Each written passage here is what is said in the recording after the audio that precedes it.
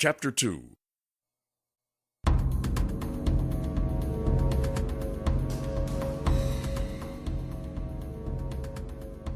Dr. Hopkins lived on Weir Point Drive, just off Route 64 near the Raleigh National Historical Site. The one-story brick home sat on the back of a double lot among tall cedars, loblolly pines, and live oaks. 2 deputies had secured the scene after receiving a call from a neighbor. Dugan drove cautiously up the driveway, the tires rumbling on the circular pattern of bricks. He parked beside the other department vehicle, another white Chevy Impala. In the middle of the yard, he saw a dark figure standing eerily still. On closer inspection, he realized it was a statue. Dugan opened his door and the interior light came on. He eyed Marla. "Are you all right with this? Gunshot to the head. I guarantee you it won't be pretty." Marla opened her door. "I'll manage. It's harder when you know the person." "Either I'm cut out for this or I'm not. Better to find out sooner than later." "We'll find out, that's for sure," Dugan thought.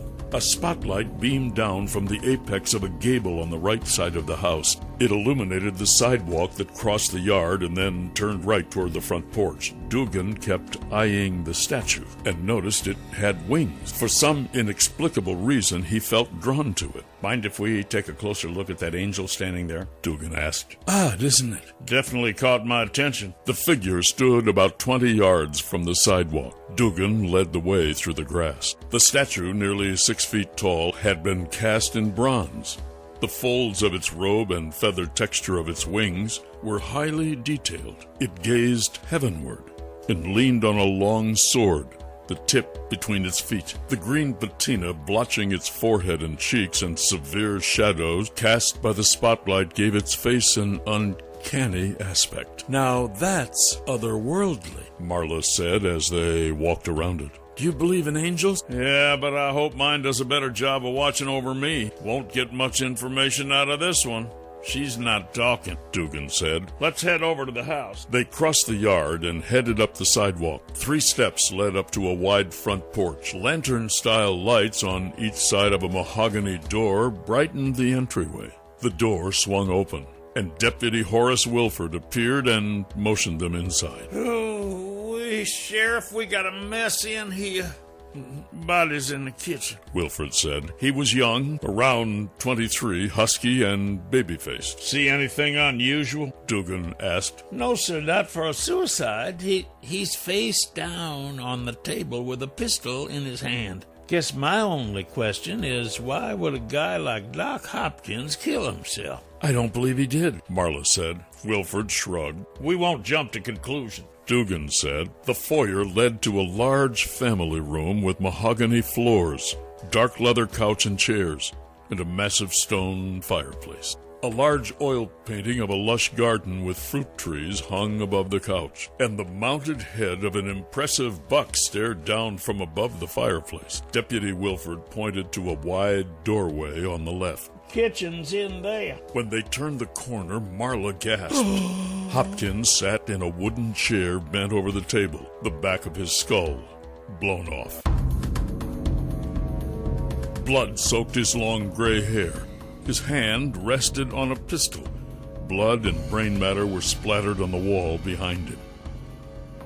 Deputy John Reeves stood next to the stainless steel refrigerator, poking information into his iPhone. "Checking to see if Hopkins owned the gun," Reeves said.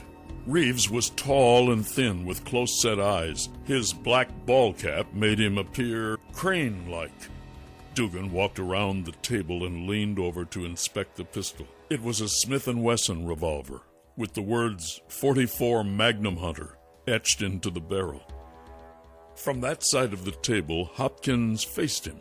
The bullet had entered the middle of his forehead. "That's a long barrel on that handgun," Dugan said. Marla circled the table and joined Dugan. Her eyes watered, but she swallowed and blinked back the tears. She pointed at the gun, her voice unsteady. Wouldn't it be easier for someone committing suicide to shoot himself in the temple?" Deputy Wilford stepped closer. "That's how I'd do it." Dugan nodded. shoot yourself in the forehead with a barrel that long, you'd have to pull the trigger with your thumb. He might have done it that way, Reeves said. He held up his iPhone. According to the records, he bought the revolver 2 years ago in Powell's Point at the Outer Banks gun and ammunition shop. Wouldn't be the first time someone shot himself in the forehead, Dugan said. That doesn't make sense, Marla said. If he shot himself in the forehead, wouldn't he be thrust backward instead of forward? Wouldn't he even be able to hold on to the gun? Dugan rubbed his chin. That's hard to say. His body might have recoiled and landed on the table. You don't know what kind of grip reflex may have kicked in once the bullet tore through his brain. Reeves cleared his throat. Well, if Hopkins didn't pull the trigger, then this is a murder scene. He held up his iPhone. You want me to call Stern and get forensics over here? The coroner and ambulance are already on their way. Have you seen any signs of an intruder? Dugan asked. Haven't looked that hard yet, Reeves said. Dugan peered at Marla. She met his gaze with determined eyes. He had to admit her comment reflected logical reasoning. Yeah, go ahead. Call Stern and get him over here as soon as possible. Reeves strolled to the other side of the kitchen, sliding his finger across the face of his iPhone. What about the neighbor? Marla asked. How'd he find the body? Wilford coughed once into his hand. Well, he lives in the next house down. The one on the right, name's Ferguson. Said he heard a gunshot, and that's unusual for these parts. He and Hopkins are hunting buddies. Came over and rang the front doorbell. No one answered, so he went around back. He knocked, but no one answered. Wilford pointed to a window next to the back door. So he looked through that back window, saw everything pretty clear from there. That's when he called the sheriff's department. How'd you guys get in? Dugan asked. Back door was unlocked. Reeves crossed the kitchen, slipping his iPhone into his shirt pocket. Stern says he'll have his unit here in about 20 minutes. You boys wait here, Dugan said. Deputy Easton and I will be over at the neighbor's house. Tell the emergency crew not to touch anything yet. Will do, Sheriff, Wilford said. Marla and Dugan departed through the front door. As they passed the statue, Marla couldn't help staring at it. A chill shot through her, one of disquietude more than fear. That thing gives me the weirdest feeling, the way it gazes into heaven. I know what you mean, like it has some kind of spiritual connection. When I first saw it, I had to get a closer look. Guess I shouldn't let supernatural inklings get to me. I don't know about that, Marla said. Maybe the angel does have something to say. Right now, we can't hear her. They walked across the yard and onto the street.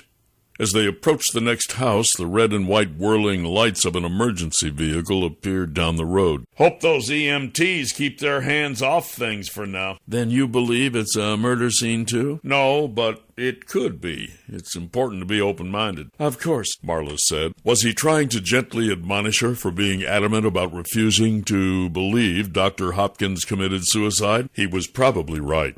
But Marla kept remembering the doctor's wide smile and unusual youthful vigor for a senior citizen. Suicide didn't make sense. Mr. Ferguson lived in the next house on the right. Solar-powered lights lined the long driveway and sidewalk. Like the other houses in the neighborhood, it did not sit on familiar posts used to support most of the homes on the Outer Banks. Instead, it had a traditional brick foundation with a wood frame top designed with lots of gables. It only took 4 steps to get to the porch. Dugan hit the doorbell, and the door swung open almost immediately. Mr. Ferguson? Dugan asked. Yes, Gary Ferguson. I've been waiting for you. A man in his late 50s or early 60s stepped onto the porch. He had a severely receded hairline, carried a noticeable paunch, and wore a North Carolina Tar Heels sweatshirt. I'm a little shaken up. Sylvester was one of my best friends.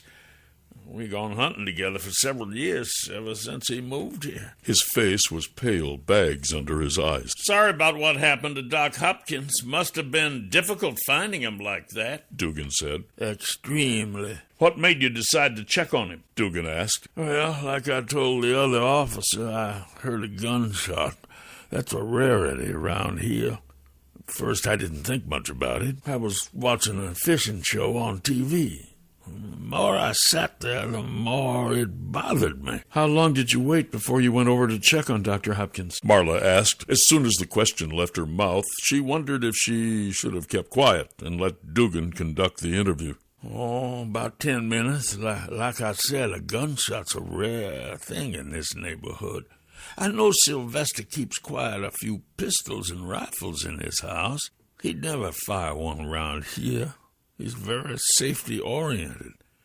Finally, it occurred to me that one might have gone off accidentally. He could have been cleaning it. Then I decided I better check on him. Dugan nodded. Tell us everything that happened once you left here. I went to his front door and rang the doorbell several times. Waited at least 2 minutes. I didn't want to go around back unless I had to. Sylvester's a private man like me. I wouldn't want people snooping around the back of my house at night. Did you see any strange vehicles parked out front? Marla asked. Dugan glanced at her but didn't look perturbed by the interjection of her question. She thought it was a good question. No, nothing unusual out front. What happened next? Ferguson took a deep breath and blinked several times. I went around back and knocked on the door. No answer again. I decided to look in the window. Ferguson swallowed and took another deep breath. That's when I saw him. I ran back over here and called the sheriff's department. You didn't go inside to check and see if he was alive? Dugan asked. Ferguson shook his head. No, sir. I could see his brains were blown out. I didn't need a closer look. Did you see anything unusual at the back of the house? Marla asked. Ferguson laid his hand on his cheek, eyes searching the darkness of his front yard. Yes, I did see something out of the ordinary back there. The lights. What lights? Dugan asked. In the research lab. When Doc moved here 5 years ago, he converted the unattached garage in the back into a research lab. So the lights in the lab were on? Marla asked. Ferguson nodded. What's so unusual about that? Dugan asked. I can see the lab from my back porch. He rarely works out there this time of night, but even if he did, wouldn't he turn the lights out before he went back to the house? Dugan shrugged. Hard to say. It's easy to forget to turn out the lights. Maybe we should head back there and check out the lab, Marla said. Definitely. Thanks for your time, Mr. Ferguson. We may come back later if we have any more questions. That's fine. I'll do what I can to help. Mr. Ferguson, Marla said. He lifted his head to look at her, eyes bleary. You were good friends with Dr. Hopkins. Do you think he committed suicide? Ferguson shook his head. He loved living. He'd be the last person I know who would take his own life. That brings up another question, Dugan said. Did he have any enemies? Not that I know of. Not around here, anyways. On the way back to the Hopkins house, Marla apologized for interjecting her question. No need to apologize, Dugan said. They were good questions. But I'm a rookie. I probably should keep my mouth shut and let you handle the interviews. Not necessarily. You have a different perspective than I do. Maybe you'll notice something no one else sees. Dugan's encouragement made her feel better. Did he see potential in her? Dr. Hopkins' grisly death had sickened her, but didn't quash her desire to pursue this career. In fact, she sensed a flame flicker and grow within, a desire to uncover the truth and seek justice. They walked back to the Hopkins house and saw the ambulance parked in the driveway. 2 attendants sat on the back bumper, one smoking a cigarette. What's the story, Sheriff? The smoker asked. He was short and squat with a thin mustache and a shaved head. Wilford told us to wait out here for now. We haven't decided if this is a crime scene yet or not, gentlemen. Be patient. Looked like a suicide to me, Sheriff. The other EMT said. Of course, I didn't get a good look. Just hang out for a while. We'll let you know what's going on in a bit, Dugan said. They walked around the vehicle into the backyard and saw the 3-car garage that had been converted into a lab. No lights. Ferguson said the lights were on, right? Marla asked. Right. That means someone turned them off, and it wasn't Dr. Hopkins. Possibly, Dugan said. Could be on a timer or some kind of motion detector. Better take a closer look. Each of the 3 garage doors had a section of windows. The entry door on the left side of the building also had a window. All were black. They crossed the yard to the entry door, and Dugan pulled a handkerchief out of his shirt pocket. He carefully gripped the doorknob with the handkerchief, turned it, and nudged the door open. Still no lights, Marla said. Must not have a motion sensor. With the handkerchief wrapped around his hand, Dugan entered and searched for the light switch. The strong odor of a pet shop assaulted Marla's nose. After a few seconds, a row of fluorescent lights flickered on. Cupboard doors hung open. Boxes had been tumbled out of them onto the floor. Notebooks and papers were scattered everywhere. Bottles, beakers, test tubes, and chemicals crowded the countertops. Animal cages and aquariums lined the shelves. Marla took a couple of steps into the lab, her eyes growing wide. Looks like a whirlwind came through this place.